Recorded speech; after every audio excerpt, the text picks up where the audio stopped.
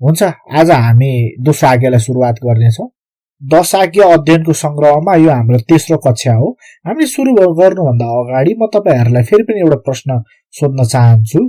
हामी विश्वास गर्दछौँ 10 आज्ञामा छ एउटा ठूलो गलत संचार, असमझदारीता हामी र परमेश्वर बीचमा भएको छ। किनभने 10 आज्ञा वास्तवमा हाम्रो निम्ति एउटा गरुङको कुरा जस्तो, एउटा गरुङको जुवा जस्तो बनेर आउँछ हाम्रो जीवनमा। किनभने हामी यसरी बुझेका छौँ कि यसलाई पालना गरेनौं भने हामी मर्नेछौँ। परमेश्वरको यो भयानक डरलाग्दो व्यवस्था भन्दा पनि त्यहाँ थप बाँकी अरु धेरै कुरा छ। म प्रार्थना गर्दछु कि हामीले यहाँ निरन्तर बगिरहेको प्रेमलाई देख्न सकौं र यसले हामीलाई निको पार्नेछ, हामीलाई पुनर्स्थापित गर्नेछ र हामी जो हुनुपर्ने हो त्यो बनाउनेछ। हुन्छ, यसैले वास्तवमा हामी दोस्रो आज्ञालाई हेर्नेछौँ जुन व्यवस्था 5 अध्यायको 8 पद र प्रस्थान 20 अध्यायको 4 पदमा रहेको छ। यो खण्डलाई पढ्ने क्रममा म तपाईहरुलाई परमेश्वरको मुहारको चित्रलाई कल्पना गर्न आग्रह गर्छु र जसै उहाँले यहाँ बताउनुहुन्छ र हामी यहाँ देख्न सक्दछौँ हामी कतिको परमेश्वरसँग ठिक तरिकाले सञ्चार गर्दैछौँ। आउनुहोस् हामी यसलाई सँगै पढ्नेछौँ। प्रस्थान 20 को 4, आफ्नो निम्ति खुपेर कुनै किसिमको मूर्ति नबनाउनु, माथि आकाश वा तल पृथ्वी वा तल पानीमा भएको कुनै पनि कुराको आकारको प्रतिमूर्ति नबनाउनु, तिनीहरुका ननिउरनु, तिनीहरुको पूजा नगर्नु, किनकि म परमप्रभु तिमीहरुका परमेश्वर डाहा गर्ने परमेश्वर हुँ। मेरो अवहेलना गर्ने पिता पुर्खाका अधर्मको दण्ड उनीहरुका सन्तानहरुलाई उनीहरुका तेस्रो र चौथो पुस्तासम्म दिनेछु, तर मलाई प्रेम गर्ने र मेरा आज्ञाहरु पालन गर्नेहरुका हजारौं पुस्तामाथि म कृपा गर्नेछु। हुन्छ, यो खण्डलाई पढ्ने क्रममा तपाईले आफूमा चाहिँ परमेश्वरको कस्तो चित्रलाई चाहिँ कल्पना गर्दै जानुहुन्छ त? कतिजनाले भन्नु होला, ओहो हाम्रो परमेश्वर त कस्तो दायी परमेश्वर हुनुहुँदो रहेछ। कतिजनाले भन्नु होला, ओहो उहाँ त कति भयानक हुनुहुँदो रहेछ। किनकि मैले पाप गरे तापनि परमेश्वरले यो पापको लेखा चाहिँ 3 देखि 4 पुस्तासम्म भोग्नुपर्छ भन्नुभएको छ।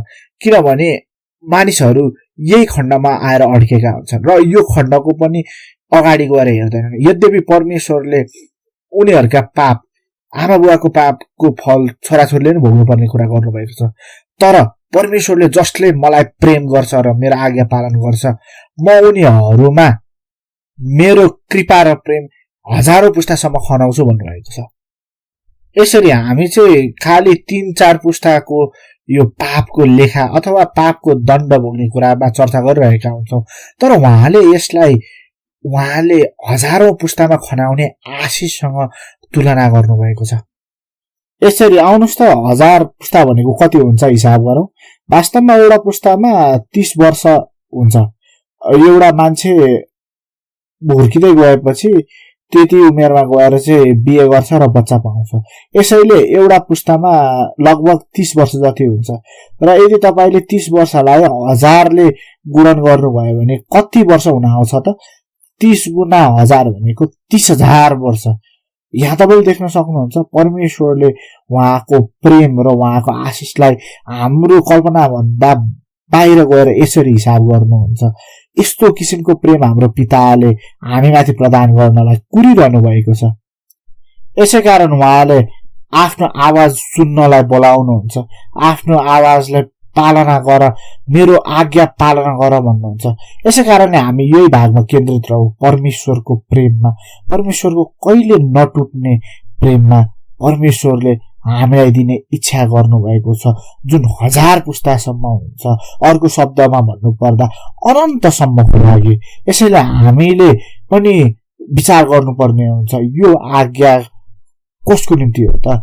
यो पुस्तक, यो आज्ञा अन्य जातिहरुको लागि त्यति बेला बोलेको थिएन। सम्झना गर्नुहुन्छ त्यति बेला परमेश्वरले कोसँग बोल्दै हुनुहुन्थ्यो? प्रस्थान 20 अध्यायमा यो सिनै पर्वत घटना हो र त्यहाँ सुन्ने मानिसहरूले परमेश्वरको त्यो जिउँदो शक्तिशाली आवाजलाई सुनिरहेका थिए र उनीहरू अरु कोही नभइकन इजरायलीहरू थिए, परमेश्वरको चुनिएका जाति। इजरायलीहरू वास्तवमा को थिए त?